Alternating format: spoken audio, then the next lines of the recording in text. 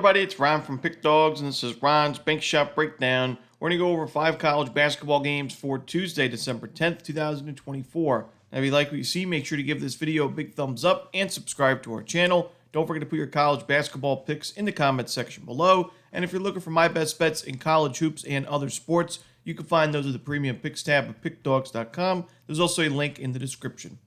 Alrighty, here we go. Here are the games for Tuesday in college hoops. First up, we have Cappen State and NC State. This one's going to be 7 p.m. Eastern. It's going to be on ESPN+. Now, obviously, Cappen State has struggled this season with an 0-10 record, but I think there's 2 things to look at with Cappen State. One, they played a very tough schedule. They're definitely battle-tested, a lot of true road games, only 2 home games in those 10 matchups this season. So they're battle-tested, and also, I think they've improved a little bit in the recent games. Their defense has definitely gotten a little bit better in the last couple of games, holding their opponents to under 70 points in each. And when you look at the shot quality of Cappen State defensively, they're actually starting to force some tough shots, and they're able to force some turnovers as well. So I don't think Cappen State has a chance in this game in terms of winning it, but I think this is way too many points. I just think Cappen State does enough defensively in this matchup to cover the spread. And, NC State, I've mentioned, I don't think it's anywhere near as good a team as last year's big run in the NCAA tournament. We saw them go on that 3-game losing streak against good teams. They bounced back in that last game against Florida State, but it was an overtime win. This is a classic letdown spot for the Wolfpack. I think they win. I think they win comfortably, but they don't cover this giant spread. So give me the points here at Cappen State.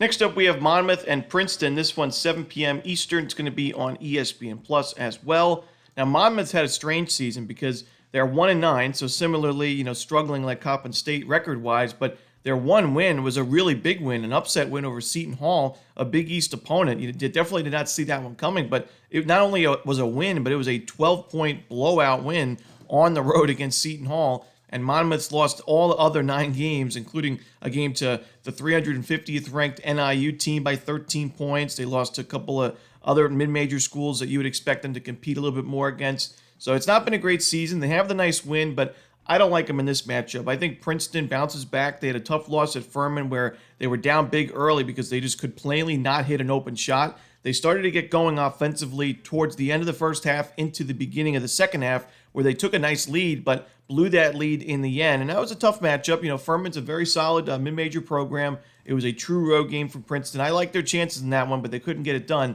I think they bounce back here, though, because I do think Princeton is the best team in the Ivy League by far. I think their offense is potent, and they could put up a ton of points in this game. I expect 80-plus points. I think that's going to be enough for a win and a cover. So I'm going to go with Princeton here and lay the points. Next up, we'll go to the Big Ten as Penn State takes on Rutgers. This one is 7 p.m. Eastern on Peacock. Now, Penn State, we've backed them a few times this season. They've done well for us this year. They had that blowout win over the Hokies of Virginia Tech. They had the win most recently over Purdue by 11 points at home. And while I really like this Penn State team and think they'll compete quite well in the Big Ten this season, right now I am looking to fade teams that have not really been tested this season in terms of their schedule. And Penn State's not played a true road game this year. This is their first true road game. They played a few neutral site games. They had the win over Virginia Tech and Fordham, but lost to Clemson outright. And we just saw what Maryland was playing really strong basketball. They were 8-1, I believe, going into that last game against Purdue, and it was their first true road game of the season, and Purdue won that game and covered the number.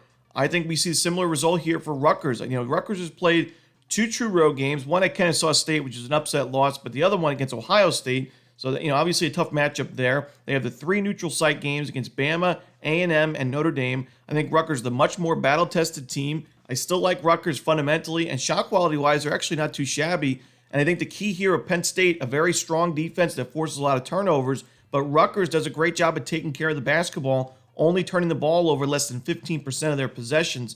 I think if Rutgers can take care of the ball in this game, they'll be able to score enough points to win this one at home. So give me Rutgers in this game. I like them on the money line.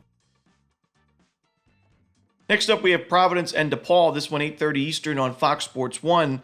DePaul's off to a nice start to the season. They were 7-0 going into that last game against Texas Tech. They lose that game on the road, but that's a tough matchup, a true road game against a very strong opponent. So no shame in that loss, but that loss does bring you back to what we've seen from DePaul in the last decade plus in the Big East, and that's they'll play well in non-conference play when they schedule a weak schedule like we've seen this year, ranked 361st in strength of schedule in Division One. A lot of home games against inferior opponents, but when they step it up in competition in non-conference play or they get to Big East play, we've just seen them fold. And maybe this year's a little bit different. Maybe they're more competitive in Big East play, but until we see that, for me, getting a price like this with Providence, which has been the much better program in recent years, I got to take it with Providence. The Friars are battle tested. They just played, they've struggled recently. They've lost 4 of the last 5 games, but it was against Oklahoma, Davidson, Indiana, and Rhode Island. Those losses, solid schools, mostly, power schools, but also the mid-major Davidson, solid team.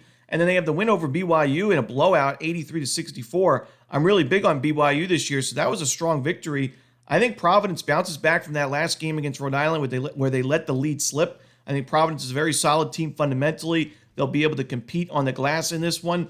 DePaul, they're off to a great start when you look at the numbers on paper. The offense and defense in terms of points per game are excellent, but they have not really been tested. They lost their first step-up game. I think they lose this one as well. Until we see anything different, I'm fading DePaul in Big East play when I can get a number like this. Give me Providence. And the final game we're to talk about for the Tuesday card in college basketball, it's Michigan and Arkansas. This one's a part of the Jimmy V Classic, and it's a neutral site game at Madison Square Garden, 9 p.m. Eastern on ESPN. I've mentioned my criticisms of Arkansas to start the season. We faded them a few times this year. We did it again against Miami on December 3rd, and that was a win for Arkansas, but a cover for the Canes, and that's all we care about. And Arkansas so far this season is 0-3 against the spread and just 1-2 straight up in games away from home. They have 2 neutral site losses outright to Baylor and Illinois, where they also failed to cover, and then they beat Miami and failed to cover the spread in that true road game.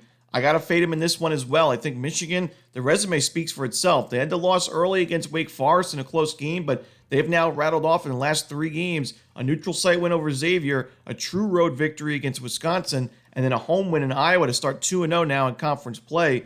I think Michigan's the better team. Now, the one thing that's concerning is the fact that Michigan's had issues turning over the basketball quite a bit, and in a neutral site game, that could be an issue. So if Arkansas's defense is able to rack up those turnovers, they should be able to get some fast break points. But the other side of it is Arkansas has also had some problems taking care of the basketball, and Michigan's defense is forcing a good amount of turnovers, about 21% of their defensive possessions that have ended in forced turnovers. So that could also be an issue for Arkansas. I think they cancel out a little bit in this game. I'm going to go with Michigan in this one at a solid price at MSG. And that's it. Those are the games for Tuesday in college basketball. Hope you enjoyed this video. If you did, don't forget to hit that like button and subscribe and put those college basketball picks in the comments section below. Again, if you're looking for my best bets, you can find those at Pick Dawgz Premium, and there is a link in the description. As always, this is Romanelli. Good luck.